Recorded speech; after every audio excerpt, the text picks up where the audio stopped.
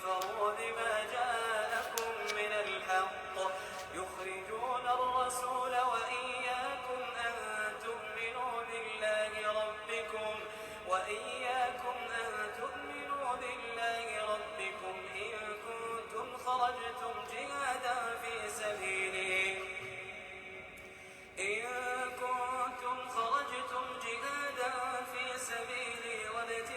وابتغاء مرضاتي تسرون إليهم بالمودة وأنا أعلم بما أخفيتم وما أعلنتم ومن يفعله منكم فقد ضل سواء السبيل إن يثقفوكم يكونوا لكم أعداء ويبسطوا إليكم أيديهم وألسنتهم بالسوء وودوا لو تكفرون لا تنفعكم أرحامكم ولا أولادكم يوم القيامة يفصل بينكم والله بما تعملون بصير قد كانت لكم أسوة حسنة في إبراهيم والذين معه إذ قالوا لقومهم إنا براء منكم ومما تعبدون من دون الله كفرنا بكم وبدا بيننا وبينكم العداوة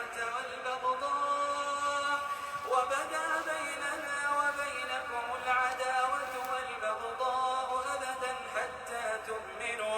حتى تؤمنوا بالله وحده إلا قول إبراهيم لأبيه لأستغفرن لك وما أملك لك من الله من شيء ربنا عليك توكلنا وإليك أنبنا وإليك المصير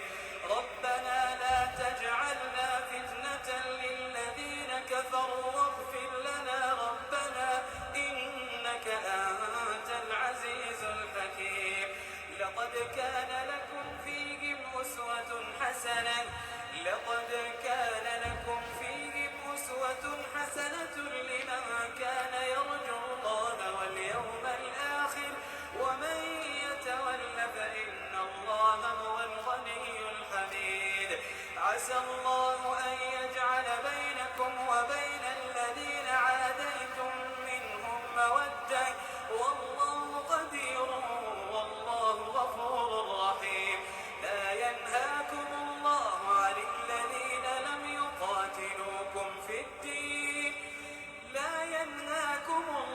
عن الذين لم يقاتلوكم في الدين ولم يخرجوكم من دياركم أن تبروهم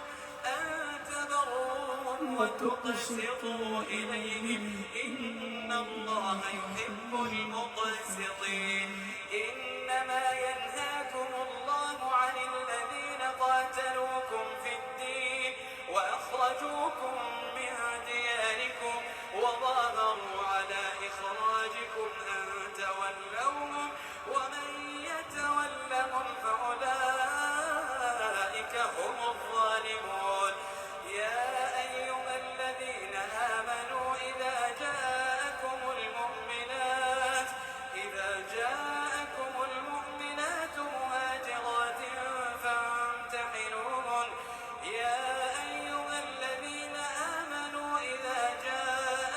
المؤمنات مهاجرات فامتحنوهن الله أعلم بإيمانهن فإن علمتموهن مؤمنات فلا ترجعوهن إلى الكفار لا هن حل لهم ولا هم يحلون لهم أعوذ بالله من الشيطان الرجيم بسم الله الرحمن الرحيم الحمد لله الودود الغفور الحمد لله الذي بنعمته تتم الصالحات السلام عليكم ورحمة الله وبركاته الحمد لله رب العالمين أنفو أني أنبو أنكرو لمن كلب لك فني نيجي الله تعالى كسورة بلبل دوية أكب قرآن سورة كما أني تناني جمع نسورة الله تعالى كلمة كنغرلا سلاموي كلمة إجاسر مالا سلام دوية a kenime ka kangari belela adamaden do ye ifana yi klomalo ala kosebe ni ala kara ka sahaba malla kolonya ka bo ala taala ka kangari dilima ala ya fo ye kaw kana ninke ni min kale bolo kana segi aka neni efana sika fo itala nin kangari nin maslani nin bagabagali fana me burine ni eka ni nye sura belebele ala taala ka sura belebele uchama kodo temena ni sura kononana kira ka sahaba do kan o ye kewali do ke kodo kela u bolo tumada o hakili bada ka fo koko jugute mais ala taala ye lajara kili belebele labori atigila moka o ko soni sura antese dolala nyasima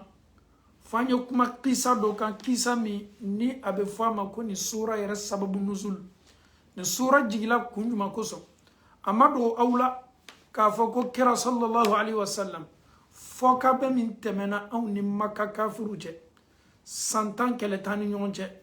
nyina antena dola ka umra ke sanna tame do ka umra ke mami mbola makka kana do madina ko toy mami mbola madina ka do makka ko toy ka kele fo ka be ani kafiruje anya accord signé abe fo accord mi mako sulhul hudaybiyah akela gbekene min kan abe fo kene mako hudaybiyah gbekene sulhu yere fo ka be ni la paix ou bien on peut dire même l'accord entre les musulmans et les mécréants. Donc, alhamdoulillahi rabbil alamin, chacun était maintenant tranquille. Les musulmans sont tranquilles à Médine, les Mécois sont tranquilles à la Mecque. Il n'y a plus de guerre qu'elle était en union. Ko ambeye foka be min temena ni union ko ambeya respecté. Mais ni mo mi ye sharatu ni boroto, mo mi ye jamfa ke alala oye accord tien. Donc o tigile kaganka kele. En silamo alhamdulillah kerana ka sahaba la yuru talaw do la yuru garanti law do la yuru respecté law do maka kafuru ye la yuru boroto o ye la yuru chi kera tolo do la ka fo foka be min labor lanu ni nyonche o lu kala sababu ye kan la yuru chi komo kala sababu ye kan la yuru chi an fana ni mun kaka o loni ala kera de bo don ana kato gundo kuma min fola na ka sahabawi jano yeke makka ka ka kafiru kuntigi do bola makka kana Abu Sufyan ka bena fereke ka ya fatara o ya maw ye ko min ke ka foka benchi ona nyono amanya sorama afana sigina kana makka aslani me makka ka o ya manyininga islamo be liyala la jumana kama anyi la yuru minche Abu Sufyan ko ndolande musoka Umu Habiba o yere ma sigi yaro redian o ya ka debe che ka bonkoro ndola Abubakar ka o yere fana ma soro bolo akon ma juma fonye ndola Muhammadu yere ka o fana ma fonye ndola Umaru ka o yere ko kuna danale ma ko be na kana ankele ndola Ali ka Ali na muso Fatima ta na denche Hassan ni Hussein ngo ye fere ke ka kuma ni ala kere kuma la sunya bolo ma Abu Sufyana nana kabena la yurukami tume ani kafuru ni kafuru ya boroto Abu Sufyana tume fe kana yafa tara leke ko silama uye yafa olu leke la jamfate mais alhamdulillah trop c'est trop dambe ko bela aya ko sigi kana maka silanya bo dusula maka ka beslani me silama ubena na o kama ni li alalami aw meni sigi farila aw meni sigi yorola kera sallallahu alaihi wasallam aye gundo do fo aka sahaba uye sekere min koro ye ko an ka kan ka ta makata afan bela ka foni fe ka makadaele ante se tola nunu jamfato kuma kan koko anyeta ka ta do maka ni Allah taala sona mais de l'animaka nga kuma ni kana bokene ma de maka ka ulo kana do ni gundola de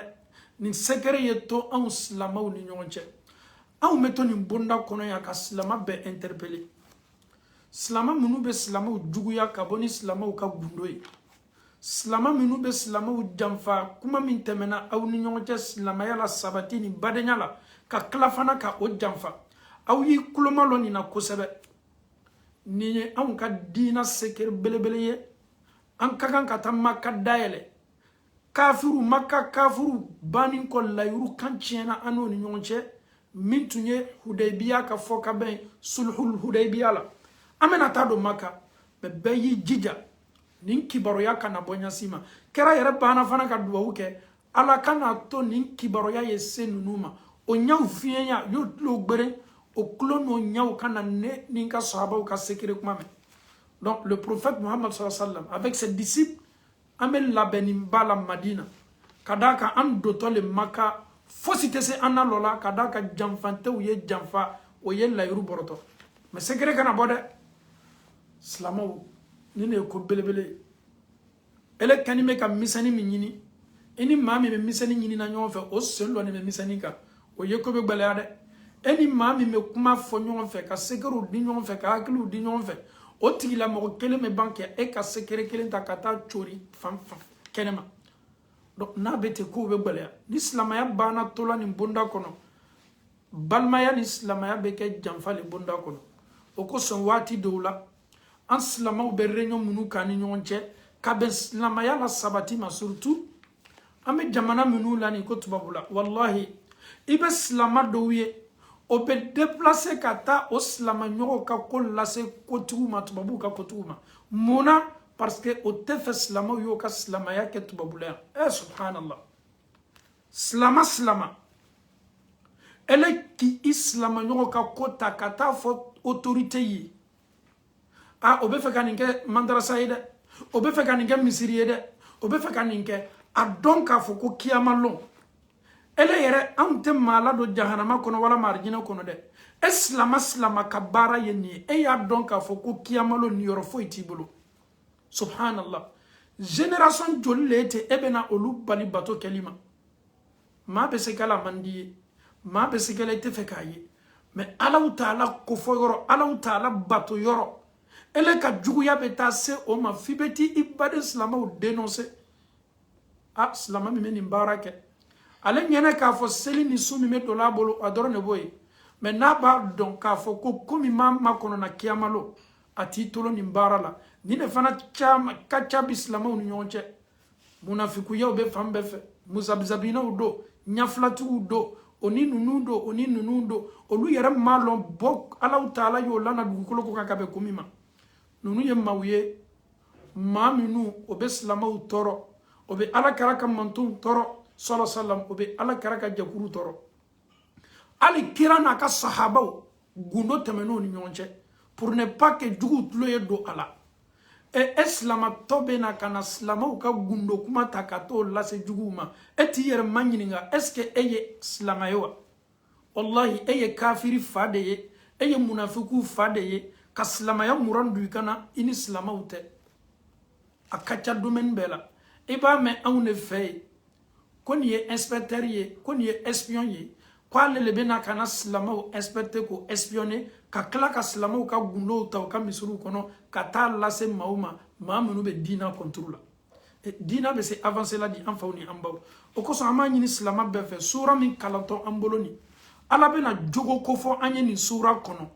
kabini ala yi dan tumado ima jogo mi me ala bena ni jogo labo ka bla fere ka iklo ya la me ko sebe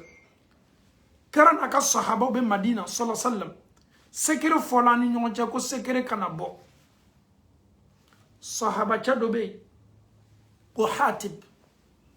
ale sina ka letri le sebe komin temena slama utata wati mi maka odoto wati mi maka anketo maka mnana nyami aka bela kafoni sebe letri la muso do tume voyage bolo maka ba Madina kata maka ay letri do ma ta kata letri di maka kaw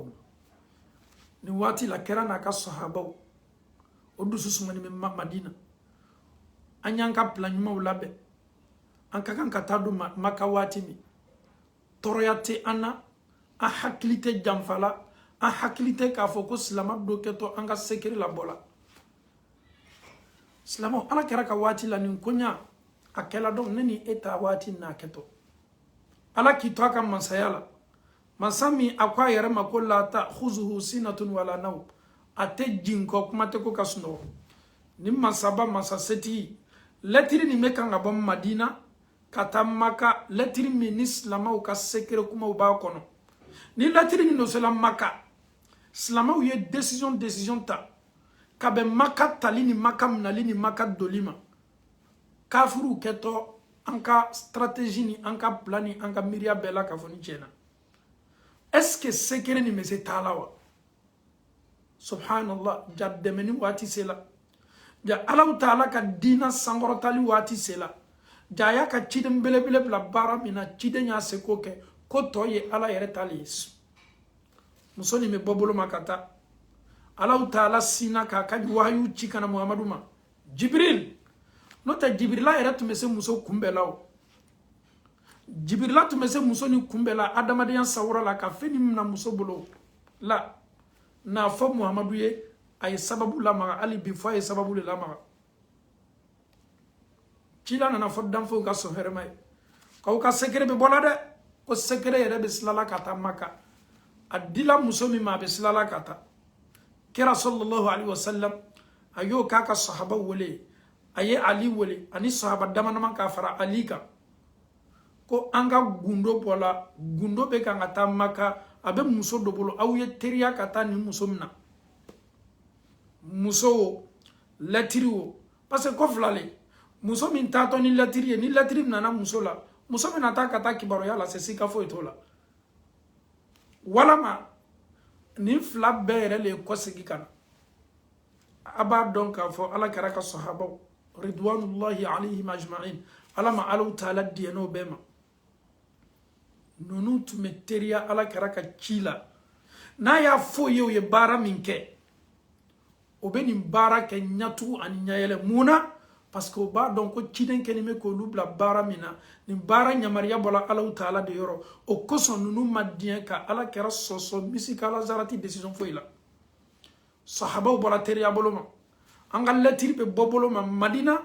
letiri be slala katamaka letiri be ni musobolo ali lu teriala kata ku musola slala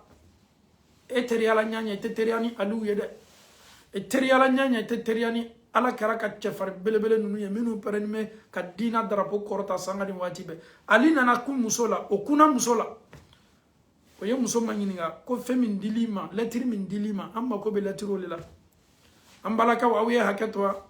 ay ka muso do fananka kolo akuma sela ko beta ali ko he kuma mimi dani ni boloka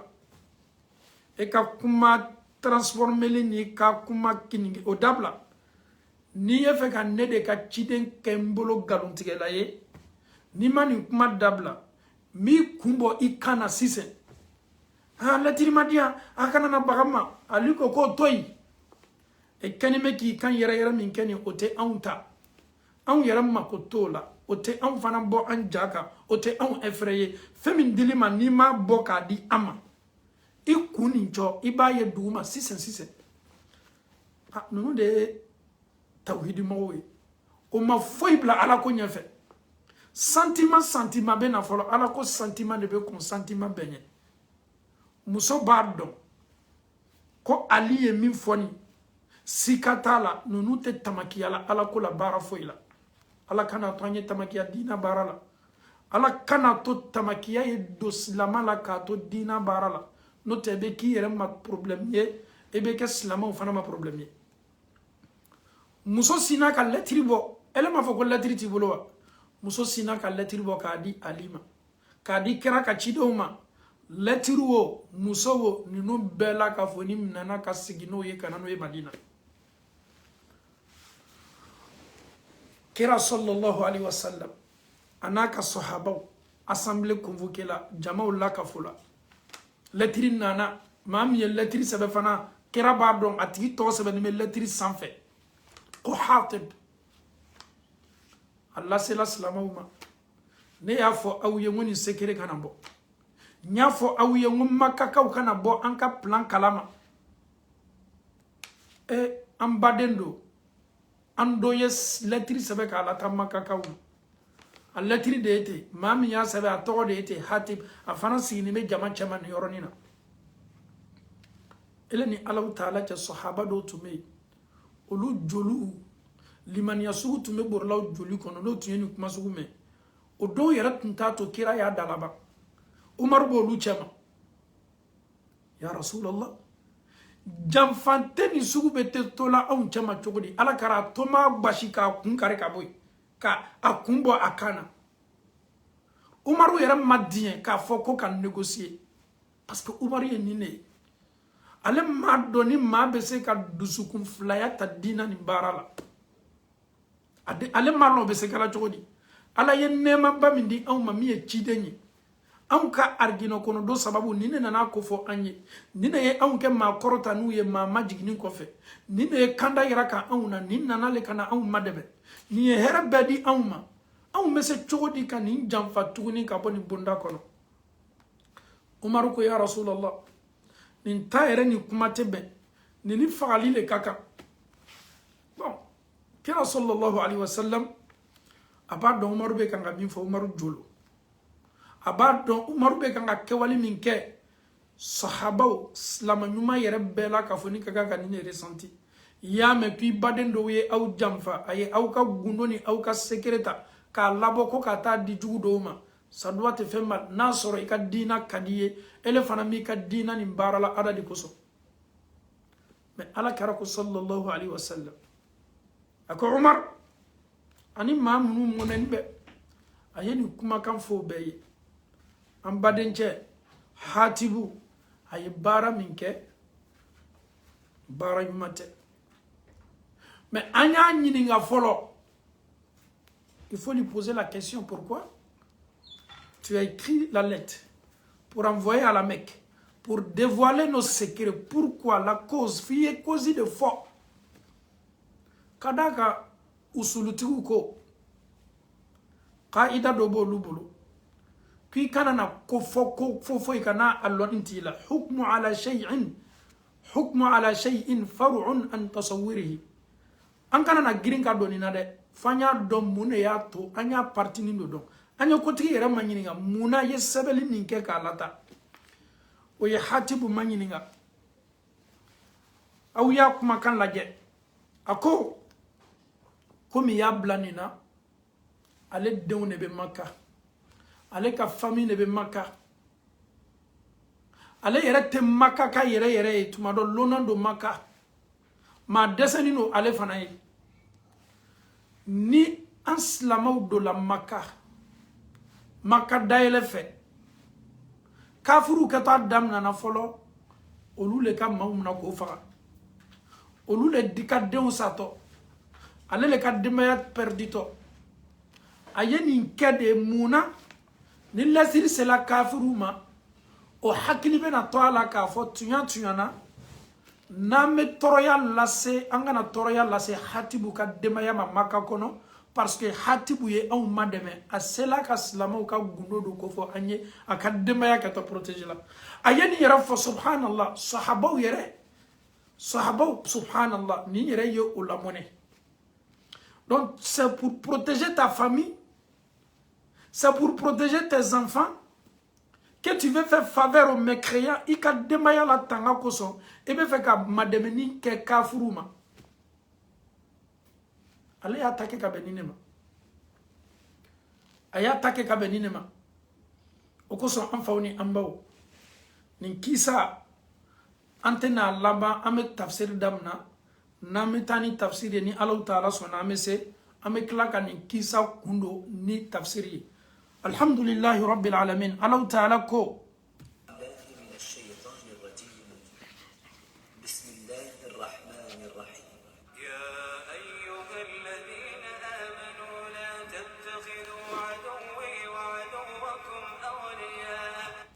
Allah Taala koko aw munu liman yala ya ayyuhal ladhina amanu aw munu koko ne alay keleni aw munu diana ki bolobo boli bato la ka jobato dabla ka sonne alay aw munu liman yani mene Allah Taala ma la tattakhizu aduwi wa aduwakum awliya mami yene ala juguya aw kana ne Allah Taala juguta ani aw yara jugu ka teriya damna no lui. Ne prenez pas les ennemis de Dieu ainsi que vous vos propres ennemis comme des alliés, comme des amis, comme des partenaires. Kololo jumame ala jugu talila ka kiterie, mami maso alaye, afana au mandaye, elo yo ti la mota ko kiterie, toroya jumamala, kololo jumamala, conséquences jumamala, o yere fana me wolo muna. Okoson ala Taala ko ya ayyuhal ladhina amanu mu'minu, abe komi au man yoronindo ne ala bena ni kofo au ye au munu liman nyala la tattakhidhu au kana mnalike au kana talike au kana noro adu wine Allah Taala jugula wa aduwakum ani aw yara jugu awliya ko ke aw teruye ko ke aw ko ke ñoye tulquna ilayhim bil mawadda naw ya nunu ta ko ke aw ko ke ñoye ko ke aw teruye aw ke to kanu laburla nunu kanu ke to laburla aw kan dianye na taw ni ñon cede sika foitala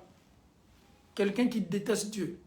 quelqu'un qui vous déteste, quelqu'un qui ne vous aime pas, quelqu'un qui ne connaît même pas Dieu. Et si tu prends ce dernier-là comme un allié ou bien comme un ami, certes, arrivé à un certain moment, tu vas l'aimer. Ah oui, c'est pas un problème, c'est mon ami. Arrêtez de parler de lui parce que déjà tu ressens des choses pour cette personne. Et pourquoi ressentir des choses comme ça pour un ennemi? Mami ma Allah Ta'ala don. Mami ala juguya. Ala jugudo. Ada Allah Ta'ala ka jom muminu fana jugudo. Na uyo ke auteriye. Si ka fo itala au keto kanuna burlo ni ñong cede au keto kanna Allah Ta'ala ko di waqad kafaru kasrun nu kafiriyala bima ja'akum min al-haqq nalini kala awma tuyana kanda nana awma Allah Ta'ala kuma kan senma munu nana awma ni aw sonama olu kafiriyala odema olu mason awye olu era kuma kan munye olu niyo manyini ngaka anwe selini sundula wallahi oba foko febe an hakili la defo be anna est-ce que nunu bo yere kalama ma be ta bara yoro leri segi leri tanfla kuibi yere bali domini makibe sunna tuyana mansami auka alaye tonyoli kelado mansami auta alau tale mansa teleninte no te bese ki ka jombla kongo la chogodi o lalinte alala o maso alakoma o yere madien Allah Ta'ala ko waqad kafaru bima ja'akum min al-haqq kasoro nunu kafiri ala femi nana awma miye tuyaye nunu kabara laje yukhrijuna ar-rasula wa iyyakum wallahi nunu tefosi kala nunu de mawiye minu ye kira boyanya ko ka cido boyanya ka klafana ko ka ciden labo ka labo sabati yoro Allah Ta'ala kuma na de tulquna ilayhim bil mawadda naw yoke aw teriye sika fo itala aw bono kanu o kanu bena aw dusukuna aw bena klafana ko kuma ka semente ya ka tuyandi ko kuma ka uma Allah Ta'ala ko nunu de Muhammadu labo yukhrijuna ar-rasula wa iyyakum nunu de ala kera labo makka kono tonyoli boloma ka klafana ka mu'minu aw labo aw mu'minu ka aw labo makka kono oui aw ben ils vous ont chassé, ils vous ont pas aimé, ils vous détestent. Le fait que vous allez les choisir comme des alliés, comme des partenaires, vous allez les aimer. Et si vous les aimez, un jour vous allez pencher au Aoubla Félix Lakane,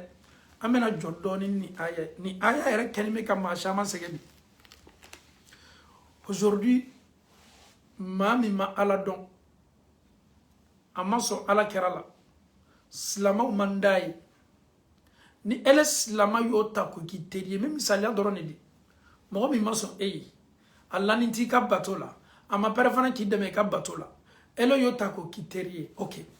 abena ife be na fe au be nyon visiter sangani wati do la ni kodo bi me ka soko ne ba invite abena kana nyina de wati do la ni kodo fana ma fe aka soko no alni ala soko le keto tala le de sika fo itala ah non c'est un ami. L'amitié là, ça date longtemps, c'est un ami de longue date. C'est vrai, il est toujours chez moi quand il y a des événements. Il m'a aussi invité chez lui, donc je dois me rendre là-bas. Malgré la musique est là, malgré l'alcool est là, malgré les femmes ne sont pas bien habillées. Mais tu vas te rendre là-bas parce que le lien, l'amitié qui vous lie là, d'après toi, amitié minosé, awati kadia. Donc, Allah Ta'ala kuma kambado lage. Ni elle ko kiteta, peut-être il va faire le monsieur là ou mon ami là, il va me traiter comme une témoignage. Allez ben neko à ntala, mais allez tamuna nete setala. Elle verra be sinki yere jaraki damna. Kasoro non, allez tami me kela le takayoro là. Elle ka dina maso oma. Minu be allez ka tabali kanwe. Elle ka dina ko kikana bare glola. Muna ebi yere ye tali lai parce que akanu bila teriya kanu be awnu nyonche. Okoso Allah Ta'ala ko tulquna ilayhim bil mawadda. n'aw y'o kɛ aw teri ye ni nin teriya ɲɔgɔnna laborila aw ni ɲɔgɔn cɛ kanu fana kɛtɔ nana dɛ mɔgɔ bɛ ban ko bɛɛ la mais i kanu ɲɔgɔn i kanu tɛ i ni maa min ye ɲɔgɔn kanu sika foyi t'a la vous allez vous fréquenter tu vas te déplacer pour aller chez lui il va se déplacer pour venir chez toi pourquoi parce que nous sommes amis k'a sɔrɔ Alahu Taala ko wa qad kafaru nunu do kafiriya la fɛn min nana aw ma min ye tiɲɛ ye kuranna nana aw ma ciden nana aw ma ala kumakanw nana olu ma sɔn o la olu yɛrɛ de ye kira labɔ Maka ani aw muminu Alahu Taala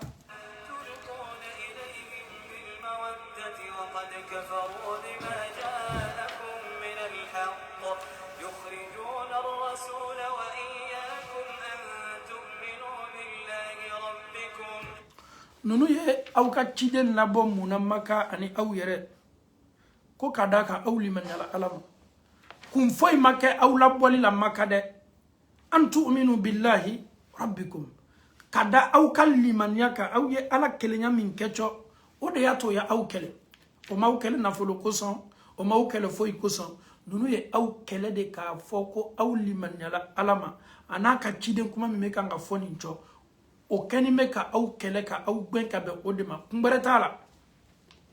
ala yɛrɛ ko to kuranna kɔnɔ wa ma naqamu minhum illa an yu'minu billahi al-aziz al-hamid nunu kɛnin bɛ ka o tale sara aw la wa walama aw ka ko le kɛ o la la nunu kɛnin bɛ ka min kɛ aw la cɔ a bɛ komi ni mɔgɔ ye kojugu kɛlɛ bɛ fɛ k'i ta sara tasarali sugu jumɛn ko munna aw limaniyala olu b'o le julu sarala aw la ni wa ma naqamu minhum nunu mi ta sara silamɛw la dɛ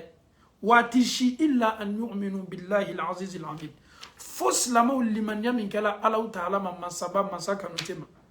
o de y'a to an kɛlɛnin bɛ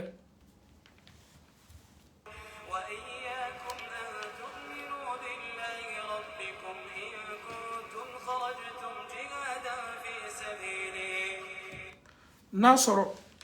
aw silamɛw in kuntum kharajtum jihadan fi sabili wa bitigaa marda'i n'a sɔrɔ aw kɛnin bɛ ka ala ko min kɛni aw ka bɔli o yele ka ala ka diina madɛmɛ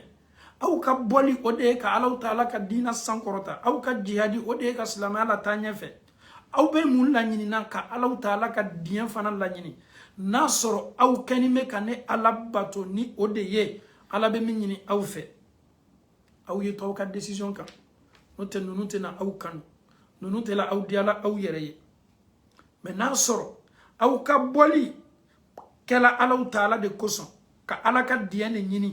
aw kana jugu ninnu ta k'a kɛ aw teri ye dɛ n'a sɔrɔ aw bɛ ne ala bato la jihadi ni cɛsiri yɛrɛ yɛrɛ batoli la Alahu Taala bɛna sekere dɔ fɔ an ye ka bɛn o ma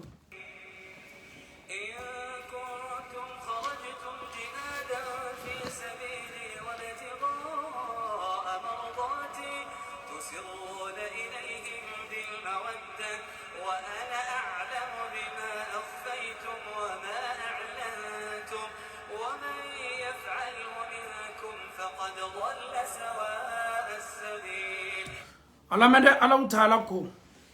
tusirruna ilayhim bil mawadda elle bena min kɛ dogo la tu vas l'aimer en cachette tu vas lui donner des conseils en cachette tu seras avec eux en cachette et tout ce que tu vas faire en cachette avec eux iketo koko gundola ka dogo la lilikam bonda kono kana oma iketo koko kela ka nyasi oma dogo boloma pour ne pas que l'islam nyuma wiye ala ko kale nyamila de tusirruna ilayhim bil mawadda aw bena dume aw bena toni baraka aw bena ni baraka gundola fana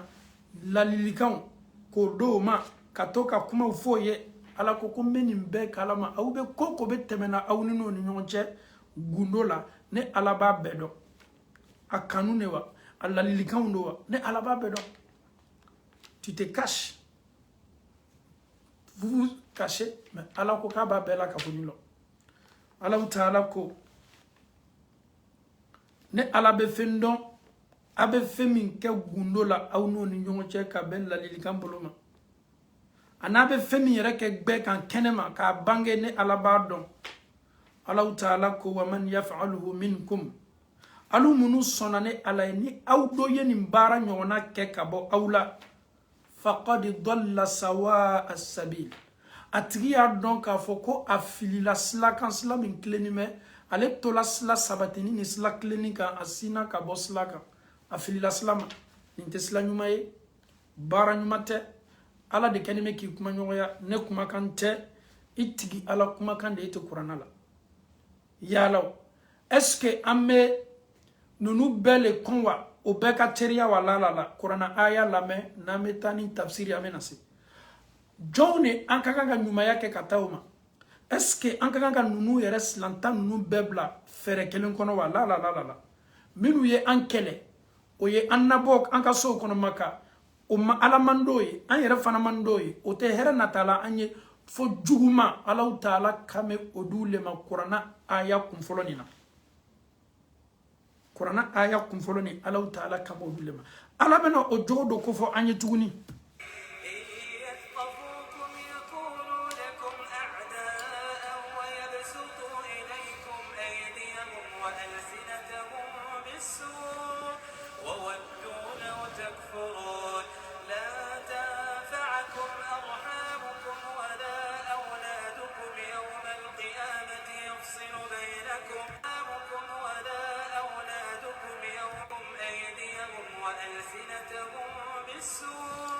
وودوا لو تكفرون نيني الله تعالى بنو كسكر دو كفو اوي ني او نو بنا ما منو بي كان كفو الله تعالى بلو si vous vous croisez o dusukun be aw juguya naw no bena o besingo bolo samaka aw fo kasoro o dusukun aw yɛrɛ ka accoutrement silama muso ka accoutrement silama cɛmanw ka accoutrement ka boye mais le fait que ni aw bena o besinka o bolo foni aw ye foli bolo ma kasoro o dusukun kɛnime ka aw kon ala jo de fɔ Qur'an kɔnɔ in yasqafukum yakunu lakum a'da he juguya min ko fɔla ni ite sa yela de nunu dusukun be juguya le siri iye wa yabsutu ilaykum aydiyahum wa alsinatahum bisu o yɛrɛ fana tɛ daw ma de o bo o ka kɛlɛ kɛnɛ kan ni aw bɛnna ni aw n'o ye ɲɔgɔn ye yɔrɔ la o bɛ sin k'o bolo sama aw kɔ ni basili nin ye ani fagali ani tila fana k'o nɛn ta ka aw nɛni ka aw jɛbɛ o ka laɲini ye mun ye wa waddu law takfurun o ka laɲini n'o ka nata ye mun ye ko ni aw bɛ se bɔla aw ka limaniya kan k'a kɛ komi olu bɛ kafiriya la cogo min Allahu Taala ko nunu ka kibaruya la an y'a lamɛn kosɛbɛ lan tanfa'akum arhamukum wala awladukum Hatib an ye sahaba cɛ min ka kisa damina n'a ye lɛtiri sɛbɛ k'a lata Maka an ma ban kisa la dɛ an bɛna an kɔsegi kisa ma sisan kɔ tuguni ale ko a ye nin kɛ de k'a ka famille protéger ni silamɛw donna Maka ko kana k'ale ka famille na ko kana k'a denw na ale y'a ka denbaya le protéger ka silamɛw labila ale y'a ka denbaya le bila silamɛya ɲɛfɛ Allahu Taala ko kiyama don lan tanfa'akum arhamukum wala awladukum yawma alqiyama yafsil bainakum masurunya min bɛ ani ɲɔgɔn cɛ i masurunya mɔgɔw i ni maa minnu ka surun ɲɔgɔn na famille na ani yɛrɛ denw Allahu Taala ko ni ye olu ka diyaɲɛ ta ka hɛrɛ kɛ kafiru ye subhanallah sahabacɛ ye baara min kɛ nin Allahu Taala ko kiyama don aw ka masurunyali tɛna aw nafa la aw denw fana tɛna aw nafa la kiyama don Allahu Taala ko ale Allahu Taala yafsilu bainakum a bɛna faranfarasiyali don silamɛw ni silantanw cɛ e den min n'a ni e tun tɛ hakilinata kelen kan e ni muso min tun tɛ hakilinata kelen kan e ni fa minnu tun tɛ hakilinata kelen kan e ni ba minnu tun tɛ hakilinata kelen kan yafsilu Allahu Taala bɛna faranfasiyali kɛ a bɛna kiti labori aw ni ɲɔgɔn cɛ nunu bɛ bila o ta fan kelen nunu fana bɛ bila o ta fan kelen donc ni mɔgɔ ni dɛmɛli ka kan ni ka kan k'i yɛrɛ kun di i ka kan k'i yɛrɛ kun di ka dɛmɛli kɛ k'a ɲɛsin yɔrɔ jumɛn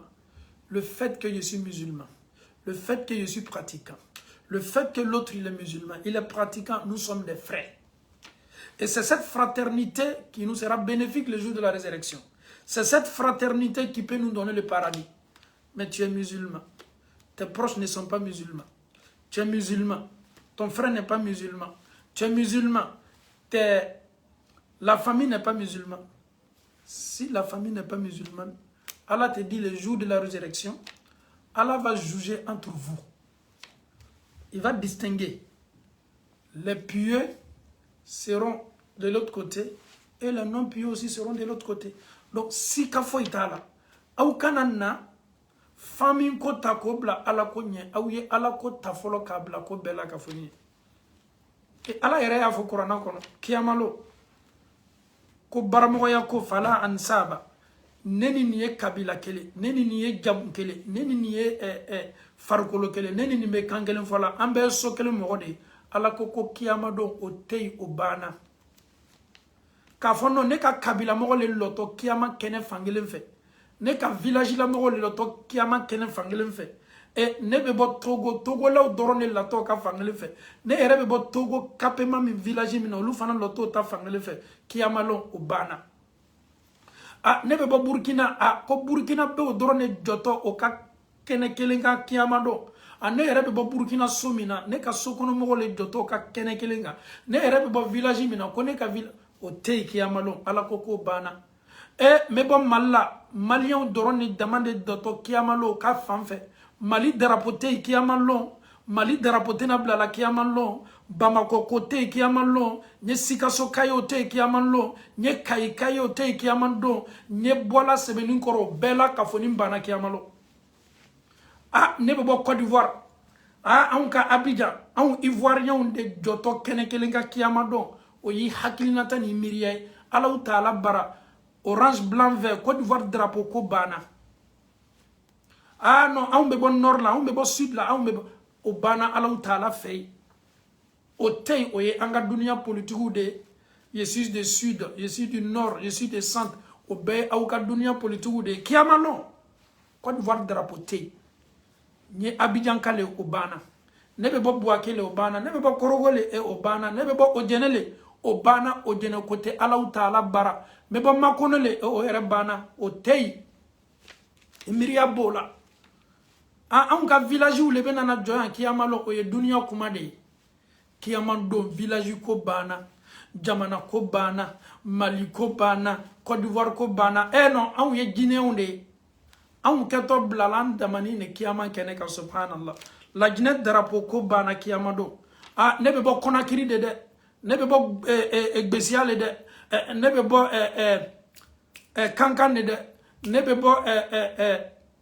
Sigirine de ne be bo Kisidou de ne be bo Masanta de ne be bo Bela de kiyamalo ni bebana Bela ko tei Masanta ko tei Kankan ko tei Sigirin ko tei sonu nu to balangono zero kere ko tei k'a fɔ ko zéro koro ko kɛlɛ o ye dunia ko le zéro koro ko kɛlɛ ala taala mako tɛ nin foyi la kiyamalo a yɛrɛ tɛ ku i la yɛrɛ k'i b'i nɛn kɔrɔta k'o kuma fɔ ala ka kɛnɛ kan Laginɛ drapeau ko banna i ka village fana o ko banna anw ka sotigi le ten kiyamalo sotigi kelen bɛ le bɛ kiyamalo sotigi fila sotigi fɔlɔfɔlɔ o ye ala kɛra de ye sallallahu alaihi wasallam n'a ka manto o de ye sotigi fɔlɔfɔlɔ ye sotigi filanan kiyamando maa min kɛla sababu ye k'i lafili ala yɛrɛ ko tɛ kiyama don maa min y'i lafili i tuguna setana min kɔ i tuguna i nisago min kɔ i n'o fana lɔtɔ kɛnɛ kelen kan o de tun y'i ka kotigi ye i n'o le fana kɛtɔ a ɲɛnabɔla aw ni ɲɔgɔn cɛ i b'o kan mɛn ala ne m'a lafili ala ale de ye ne lafili ninnu bɛ kuma caman damina ala ka kɛnɛ kan ala b'a fɔ kuma caman tɛ ne ala ka kɛnɛ kan yan n ye mɔgɔ min ci aw ma o de ye muhamadu ye sallallahu alaihi wasallam ne m'i ka sotigi ci ma ne m'i fa ci ma ne ye ciden min ci ma n y'a ladeli ne ala ko k'a wasala exemple la o de ye muhamadu ye munna i ma to a kɔ Laginɛ ko banna n ye fila ye wa n ye maninka ye wa n ye soso ye wa n ye kisi ye wa n ye tɔnman ye wa nin bɛɛ la k'a fɔ nin banna kiyamalo i tɛna kisi kan fɔlɔ ala ka kɛnɛ kan itena manika kan fola la ka keneka itena fla kan fola la ka keneka itena kunya kan ga fola la ka keneka ni beye dunia de o bebana kamin foto Allah taala ka kiti keneka ma fo ngon kamin foto ngalonde mais ni sala ki to ini Allah taala kadi kamin ni adama don keto fola kiti keneka Allah taala ba noya yesi ka fo itala mode fo ka fo jano ko kono ko man ka kantina fola na kuma la nyini toyi ala yere fana makotola ele kato nyiningali mina kaburu kono ifa kanewa ifa kantewa ala makotola me mumini nyuma ni sala kasoro ni ala kadi ele kato nyiningali min jabila ala taala ba noya c'est le plus important ele ni ala taala che ele lanime saya la finka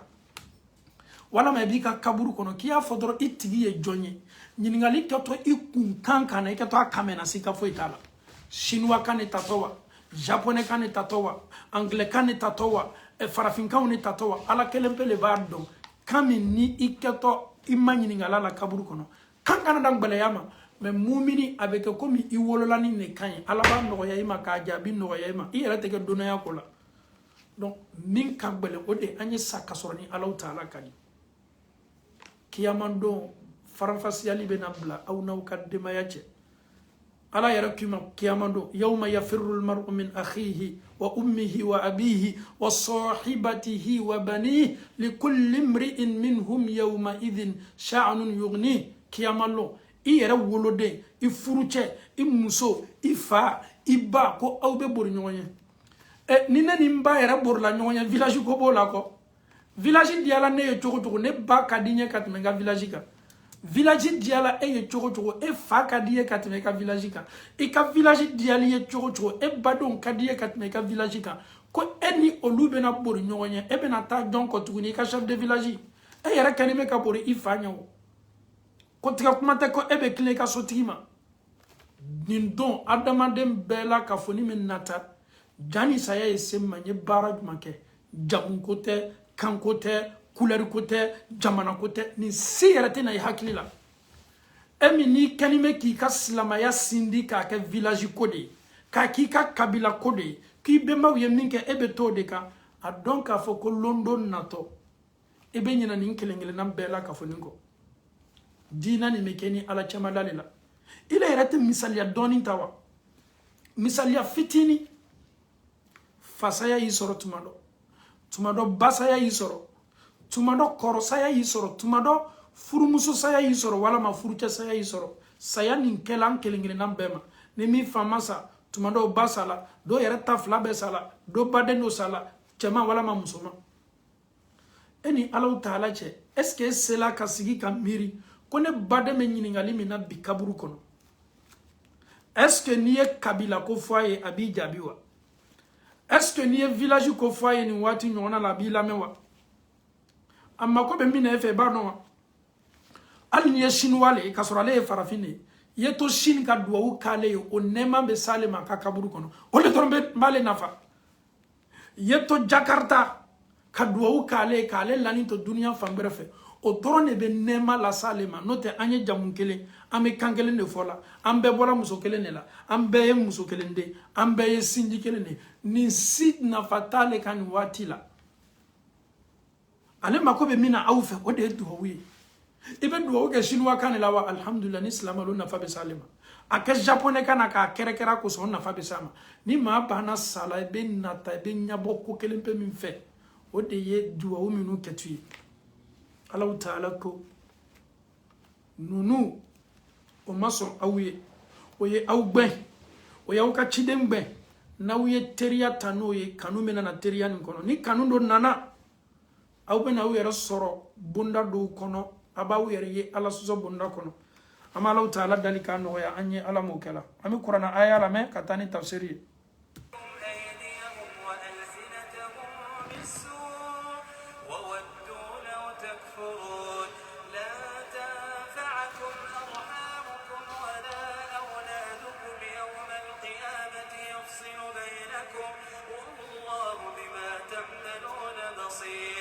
قد كانت لكم أسوة حسنة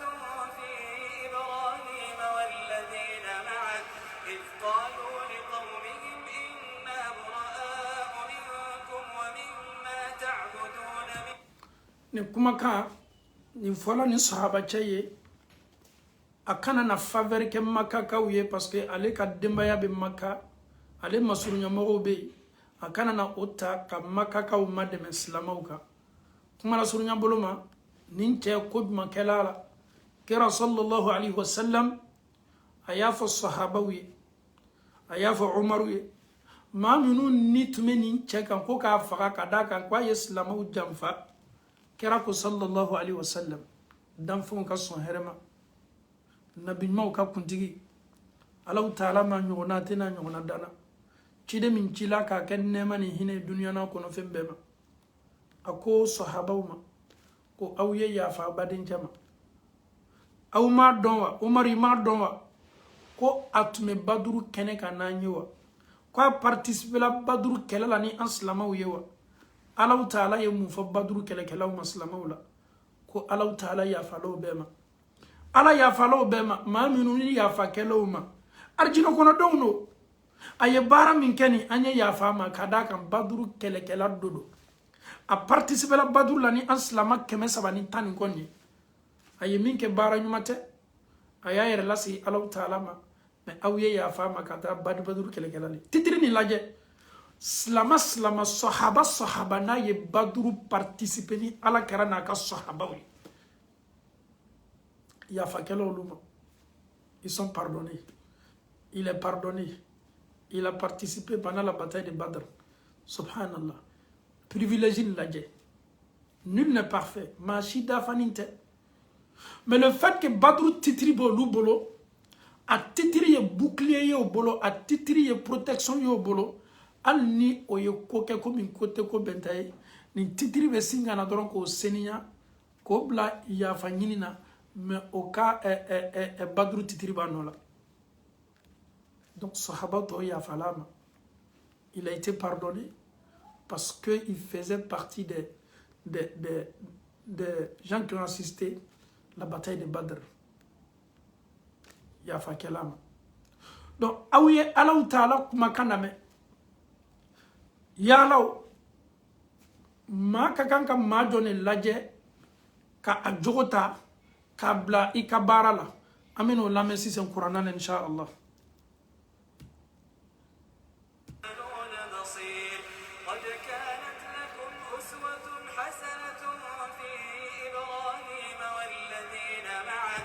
alaw taala bɛ an lasu tiɲɛ na ibrahima alaw taala ka ciden ani maa minnu tun bɛ n'a ye ala ko ko tiɲɛ na ibrahima kɛla aw ye misaliya ɲuman ye ladirili bonda kɔnɔ on doit prendre Ibrahim alayhi salam comme un exemple avec ceux qui ont cru à Ibrahim subhanahu alayhi salam alaw taala ko qad kana lakum uswatun hasanatun fi Ibrahim walladhina ma'a إذ قالوا لقومه مناكا عن رسومهما واتمنا إبراهيم كو كافرو أكم موي إنا براء منكم ومما تعبدون من دون الله أو تشجع نمك أبو أوما أني أو كان مك فم باتو كفر على تعالى على بفكر مفا أنيني donc quand y a décision numa ta na me farala Muhammadu ka anyi ke komi Ibrahim na ka jama senma munu koko anteni fe antafe anfana banala an fana tena na kana faveur kɛla kafuru ye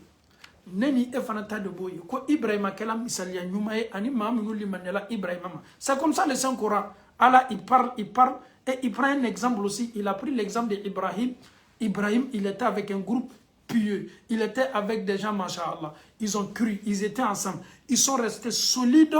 ma mabonyon kokoro ka fɔ k'i kɛtɔ kafuru kɔrɔ dɔ la donc aw ye kɛ komi Ibrahima aw ye kɛ komi Ibrahima ka maaw surtout alaw taala bena kumakan dɔ fɔ sisan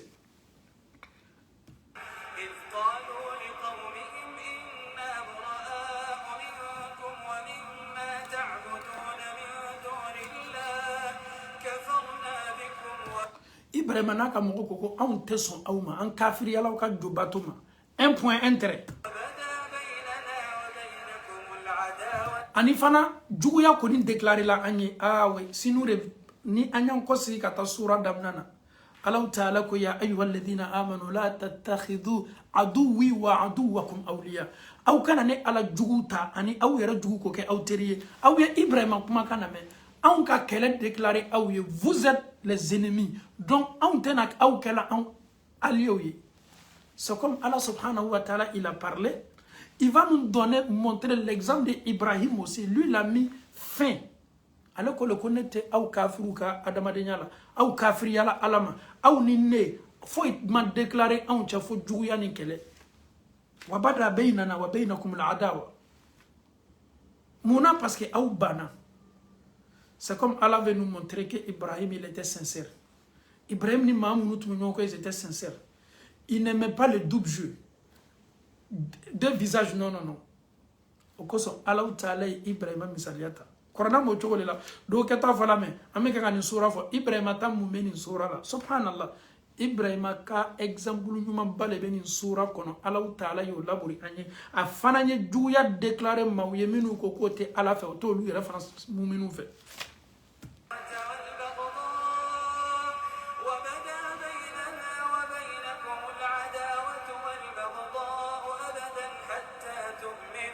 Hatta tu'minu naw ye fe aw ni ne ka juguya ani o ye boni nyonche condition kelen pele bala hatta tu'minu fa we liman yale naw liman yala aw be singa ne Ibrahima ka sympathise ni ka kanu ye sise note naw ma liman ya aw kana konten kane aw yenga ennemi ne juguya le fana déclarer aw nyonche fo aw ye liman yale naw ko ni liman yala wati mina cho nin kanunte yabe laburi aw nyonche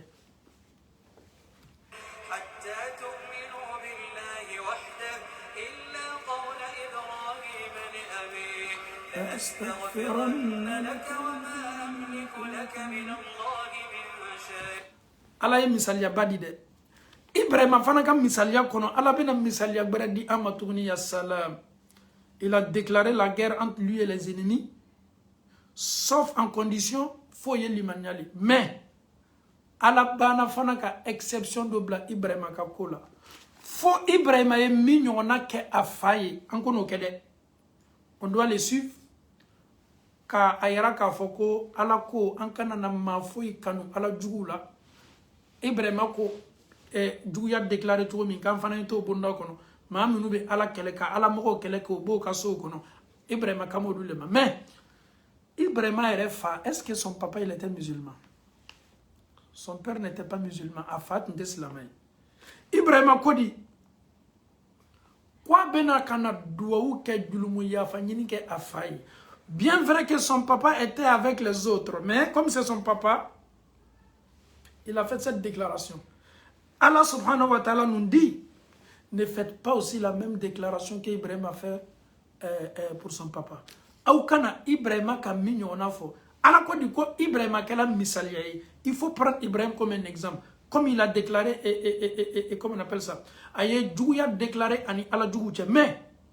ne prenez pas ce qu'il a fait aussi pour son papa.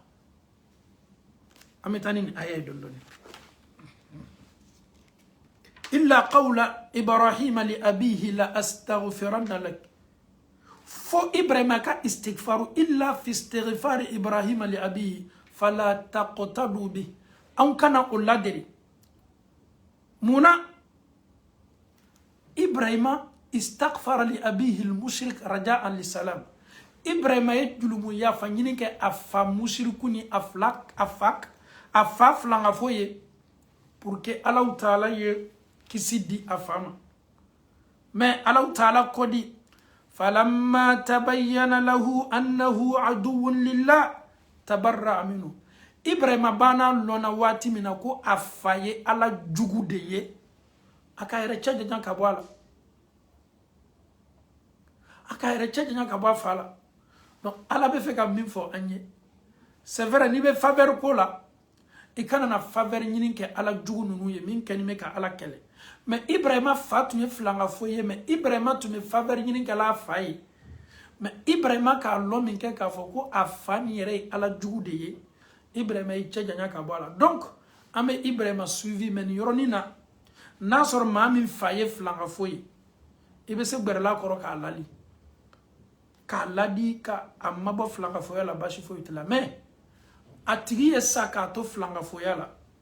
Faveur foye ti bolo tourni ka kaye. aye saka to aka kafiri yala duwa foi ti bolo tuguni ka kai al ni fado Ibrahima do ella yuta ka be na julumu ya fa nyini ke afai o kisa beta kundo yorod mo de kiyama do yi kiyama lo hadisa ko Ibrahima na afa azara be na nyombe afa be na foi Ibrahima na afa be nyombarula afa be na nyini afa kwaye Allah Taala dali ay Ibrahima ba fa foi ne fa ntunya fuye kanto du kolokoka ne fa ne tunya ala koni fuye ya abati la ta'budu ash-shaytan ya abati lima ta'budu ma la yasma'u wa la yubsiru wa la yughni anka shay'a ne fa munebe fem bato femiti na fa femite heresima eret toro ya la ulika biga ne fa kana shaytan la bato ala Taala jule Ibrahima be afa hakilla gidi bela Ibrahima fa ba fa ko Ibrahima bi ntini sosola iketo koko fola bi ntini sosola comme Ibrahima est la yuruta kwa bena dulumu yafa nyini ke afai et cette promesse là est toujours là malgré son papa est un mécréant. Ibrahim va tenter akata fala Allah Taala ko ala qui m'a dit que Ibrahima la malo yaman doya mais ala doya man duma maybe min kabo kateme deni fa tchejanyani nyona kiyama kenega c'est-à-dire Ibrahima be imagi de la noro imagi mais afa fana be imagi de la nika Ibrahima faye alon kiyama kenega poussière ni bangban kanime ka anya befi afa chabe na plaide abena kana dalike abena kana denche dali kwa denche ya fo alaye ya fama. Est-ce que Ibrahima kaya fatarali ke afaye abena nafanya mawala naye Allah Taala wele kanifo alaye alaba fo Ibrahima yo aterle Ibrahima ide akachideno adiana mogolo alaya fo chemi makurana kono koni alaya ke interiye teriya ubola yele ole koso abe fo Ibrahima to ma ko Khalil ala teri ala ko kone Ibrahima taka ke ka Khalilule واتخذ الله إبراهيم خليلا على يرد إبراهيم تكا سوانزي كا كره كره كا كا تري خليل كوريكو على تري نانغا موكو كو كالو أنا نندو كو كالو لا نيافو كو خليل باشيتي كالو لا سامي سي خليل على تري او كوسون إبراهيم تريا تيتري سورو نو ني كافو إبراهيم تو ماكو إبراهيم خليل إما فلي إبراهيم على تري أفتو يرج ما دبوي على بافو إبراهيم nte ya fay fama ne Allah Taala ka arjine doli haram yala kafiruma ya salam ne Allah ka arjine doli haram yala kafiruma o be fo Ibrahima ene kiyama keneka ka espoir boala ka fo Allah tena ya fala fama Allah tena hinana fala afado to jahannama konoli sika fo itala o decision fana ma fo itisa yele mana Allah ka keneka John Allah ka chiden John Allah yere terimi Ibrahima Ibrahima min jana ila fil tala koko hasbunallah wa ni'mal wakil hasbi Allah wa ni'mal wakil Ibrahima ole ala koko ate ya fa fama. Si le père d'Ibrahim ne sera pas pardonné le jour de la résurrection, le père de l'ami de Dieu bolomala juma meneni ema kasigi manganchini kuma chama una la bolomala meneni ema doro kiyama do ode ka bara juma ke ka adina solo Allah Taala be to ola abe minke ni Ibrahima ka nyama jigi ala be Ibrahima fa yelema ka ke sulukuye wala ma bigando ye ka ta yere nyakoro ka ta ka la fili jahannama la Ibrahima fa le tatoni komi bigan ka tani bigan saura ka tani suluku saura ka ta ka la fili jahannama kono kuma chama yere tole la Ibrahima kuma yere tei non ni ko abe fo komunuma amran maqdiya ala kitla la ka ba keto kala tele yela mani fo itego qur'ana ya fo ala yere ya fo ko Ibrahima ye ya fatara ke ni ala fe fayewa ima ya fatara ke wa ni ala tina ya fama o dossier yere datula déjà ndeni ni bebe fo anyede ka fo wati do la yere nege dabla bara nyuma ke yekla ka Allah Ta'ala ka nema hini ka Allah Ta'ala ka espoir hini ki dusukun senya kana Allah Ta'ala Ibrahima fatina tolay ala kira yɛrɛ fana benogoche Abu Talib tena tolay Ibrahima diala ala ye cogo cogo danfente dugukolo ko ka min kadi ala ka Muhammadu sallallahu alaihi wasallam danfon ka son heremado a ɲɔgɔnma da ɲɔgɔn tena dana Allah Ta'ala yɛrɛ y'a kanu a ye kanu do kɛrɛ kɛrɛ Muhammadu ye a ma kɛ danfɛn foyi ye Allah Ta'ala Muhammadu kanu dɛ wallahi Allah Ta'ala ye kanu do di ala kɛrama kanu spéciali do ama daw ma dɛ akoko Muhammadu wa innaka la ala khuluqin azim ne ala bi e Muhammadu jogo takabla sanfɛla la jogo tese blali jogo kan ciden jogo tese nana nabi ma jogo tese comparer jogo ma ne ala yi jogo de ke jogo bela belebele ye jogo bela korotani ni jogo bela sanfɛta ala yo di Muhammadu de ma jogo be sans exception ala ya nen seniya aya nya seniya aya bolo seniya aya dusukun seniya aya faru seniya ko befo anye Qur'an kono ala kera detaila ala Ta'ala bolo anyawa adawa anewa adusukunwa ala ye ni be ko fo anye Qur'an kono ka Muhammadu yera detail ala detaila le ka a parti fari bela ka foni valeur foye nima odon amena doni ko fiye Qur'an kono Allah Ta'ala ko wama yantiqu anil hawa in huwa illa wahyun yuha anne min keto aw kuma nyon yalani ele yibolo ma innena kiran neni ennente kelende muna parce que kiran neme min fo o bebo Allah Ta'ala de yoro ka foye kwa ya fo anensenma ka ama kuma ka fo ko nine kadine hakili nine miriya benela kuma na be bo anensenma ka ni me bo Allah Ta'ala yoro c'est comme c'est l'ambassadeur de Dieu sur cette terre là il dit les volontés de Allah subhanahu wa ta'ala Allah Ta'ala madawma aya dusukuni fana seniya subhanallah alam nashrah laka sadrak alam nashrah laka sadrak ala ya dusukun kofo ka disi kofo femi me disi nun kono ya na ya dusukun ye Allah Ta'ala koko alam nashrah laka sadrak ya law ne Allah Ta'ala ma dusukun noro ne Allah Ta'ala ma disi min kenime ka isoni dusukun nyumani latanga ne ala le mani noro wa ne ala le mani sabati wa ko gbala minutu mi ma kono na yoro gbala minutu me ni idoko to ka gbala dusukun me boyoro yoro ni Allah Ta'ala yi dusukun noro ka asabati ala cebelebele ni dusukun laje Allah Ta'ala be kanga atanu alam nashrah laka sadrak wa wada'na anka wizrak alladhi anqadha zahrak wa rafa'na laka dhikrak ha o fana tanoli doyi amo fana fo wa rafa'na laka dhikrak tadoli o fana ite danfe na boka adam na amfa adama fo dunya laba maw ala yeni tanoli fo mami ma adama do ni jinaw la ka cido be faraka Allah Ta'ala ko wa rafa'na laka dhikrak ali ikofoli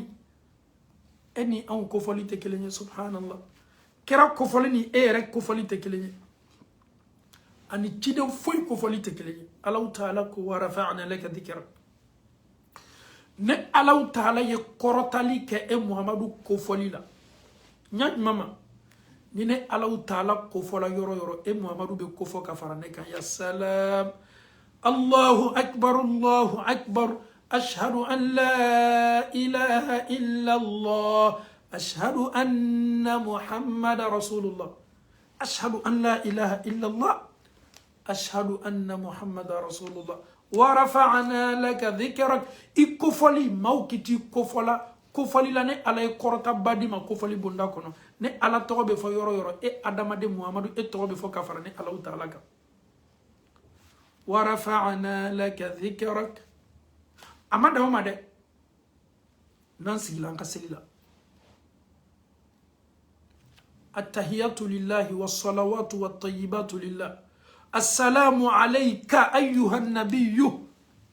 ibe ko fali seli yara kono السلام عليك أيها النبي ورحمة الله وبركاته السلام علينا وعلى عباد الله الصالحين أشهد أن لا إله إلا الله وأشهد أن محمدا عبده ورسوله إبه كفو سلila أتدعو ما ده إبه كفو ما برلا منه فنتكلني تياكو في اللهم صل على محمد وعلى آل محمد إيرت تغبت إتوما ويرلا الله تعالى ينتبه بلبل كورتا كأكفو أو كسلila seli min ka bon ni bato baara caman ye kira bɛ ko fɔ o la warafa'ana laka dhikrak a tɛ dan o ma dɛ Allahu Taala ye a kofɔli fɔ ko ni maa min ye sɔlatu suɲɛ kelen pe kɛ Muhamadu ye k'a fɔ dɔrɔn Allahumma salli ala Muhammad ka taa s'a laban na n'i y'a suɲɛ kelen kɛ Ala yɛrɛ bɛ tila fana k'a suɲɛ 10 kɛ i fana ye a b'a baraji ɲɔgɔn na 10 bara duwawu k'i fana ye warafa'ana laka dhikrak Ala ko kunyi kortali ke e Muhammadu kofoli la ibena kofoli la kofoli min kortani me amada ufana made kera yara ko sallallahu alaihi wasallam raghima an fumri'in ma kuna boyala ma kala ma juye ma kala tonyoli kala ye kana yara kuma dhukirtu indahu wa lam yusalli alayhi ne Muhammadu kofola jama minu chama ni mau banaka salati kenye ni ya ma yoro ko Muhammad afa sallallahu alaihi wasallam no tebe bla alala de no tebe tongolike kana yere kuma de ni ya me fanfa Muhammad sallallahu alaihi wasallam Allah Taala yo nema be kay islamo nangame ala keratano ala yen nema min kay Allah Taala fi samantiya min dama ante sesela dana abe komi nanya mbolo do bajila ka kla ka mbolo la bo jifitini meto ambolo kunandena an ka tanoli kana ni danfɛn ka sɔn hɛrɛma ma a kɛtɔ cogo de la an tɛ se ɲasima an tɛ se a tanola komi ala y'a tano k'a bila degré min na subhanallah o ye jɔn ye o de ala kɛra ye Muhammad sallallahu alaihi wasallam ciden pelemiye min n'ale le kɛtɔ lasuruna doli belebele kɛla ko ala kiti tigɛ damina tɛmɛ o sɛgɛla lɔli la ciden min arjina te dayele al ni jamaw nana kana jo adala tanke nale mana fi samanti yajman temeni muka ama Allah Taala dali ka famiyal ko no ya ambe Allah Taala bolo ala mo kala amena na doni amena bur doni kana se groupe flanama ma minute islamay est-ce que an ka kan kodo lu fana na wala anya la mekanya de minu ye ala juguya ka an juguya ka an kele ka an nabo olu kodo amena se groupe flanama Allah Taala ko Qur'an sen mamba kono la yanhaakumullahu 'anil ladhina lam yuqatilukum fid din wa lam yukhrijukum min diyarikum an tabarruhum minu ma aw kele o ma aw ben aw no be se sigi kala de bashi fo itala ala yere ba nyini aw fe aw yaw jija fana